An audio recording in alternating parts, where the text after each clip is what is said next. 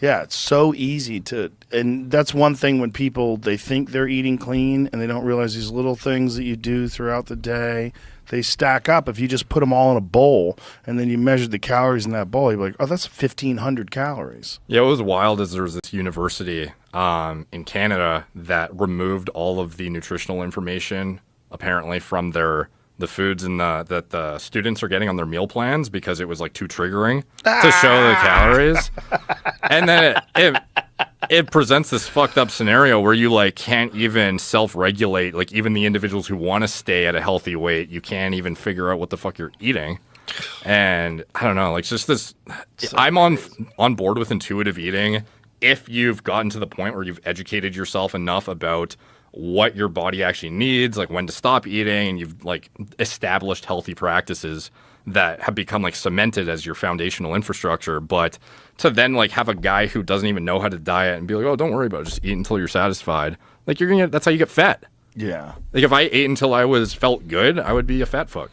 There was a viral video that went around that was a woman who was, God, I want to think she was a professor somewhere, who was talking about avoiding certain foods is just fat phobic and it's not based in science and you shouldn't deny yourself donuts and that it's all, to call some food junk food is incorrect. And it's like, how are you ever speaking publicly on this? This is also, she was obese as fuck. Yeah. Do you know what I'm talking about, Jamie? Do you remember that video?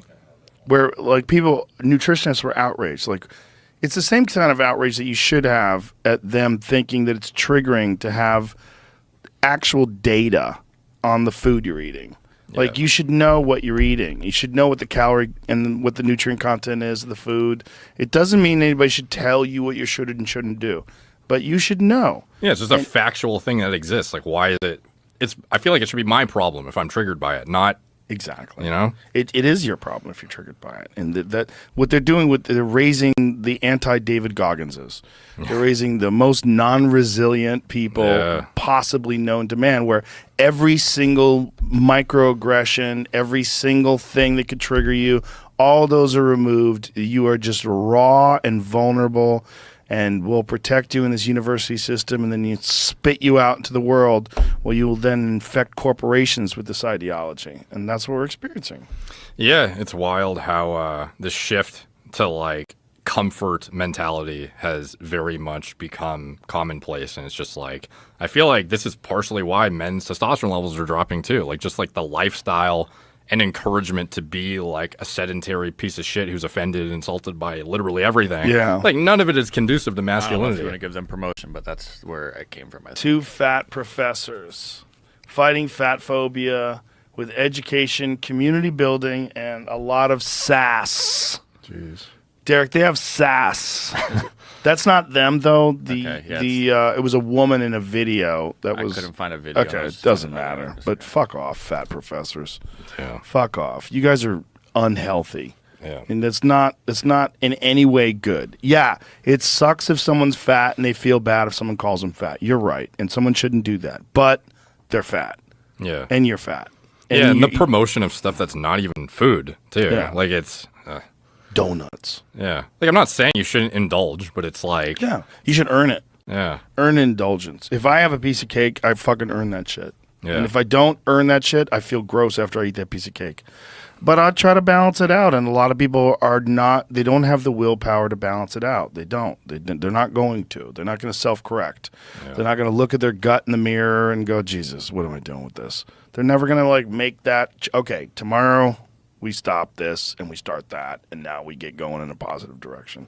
That's one of the good things about Goggins, though, too, is like he showed that even him, who's like the most incredibly disciplined and like hard individual out there, he even at one point was not in the best shape. 300 pounds. And turned it around. Yep. And look at him now. So it's like if he can do it, fucking anyone can for sure. Yeah, he's the best with that because he's not scared of being vulnerable. So he's not scared of communicating that. It's just... this is like the problem with this fitness, and one of the things I really admire about you is your openness, and your also you are so educated on so many different subjects when it comes to supplementation and training modalities and all these different things, and you just talk about stuff from a place of actual knowledge there's so much bullshit in that world. Yeah. There's like so many people are just full of crap. Yeah, no, it's wild how much misinformation is in this industry and like misleading, I don't know, just like information designed to make you buy into whatever it is that they're trying to promote. That is like, this is the only way. There's no Yeah. other alternative. And I think more transparency in the industry overall is just, always a net benefit for the individuals watching, trying to educate themselves. Very, very hard to come by. Like it's such an overwhelming amount of information now too across social media. It's like, who do you even trust or listen to half the time?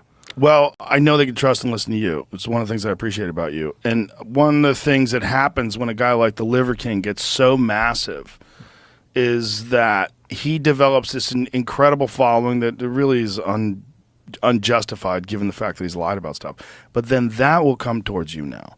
And a lot of that will come towards you because people realize, like, who's this guy who's exposed this? And what is this? Like, oh, this guy's interesting.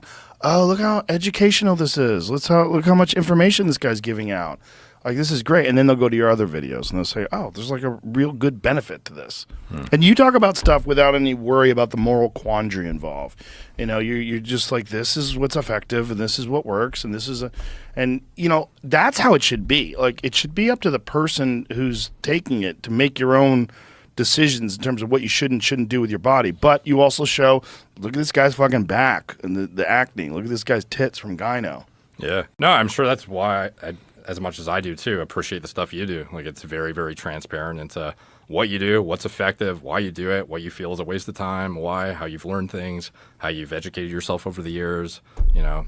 You always have people on regardless of how big or small their social media following is too. Like, you're just highly committed to high quality information and like furthering your education and the education of those who are watching, which is like super admirable. Like, I don't know any other podcaster who actually like just has on people they want to fucking talk to kind of thing.